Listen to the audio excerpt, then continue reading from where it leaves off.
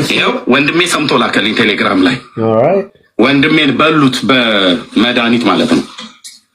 አበበ ጉልላት ይባላል። አብሮ አደጌ ነው። ይሄ እሱ ድምፅ ነው። ስሙ።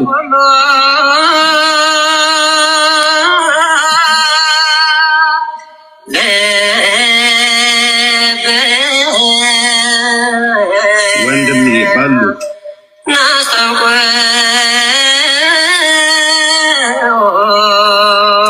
አበበ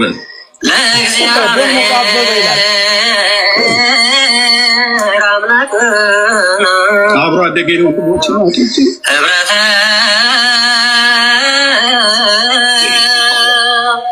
መንፈስ ቅዱስ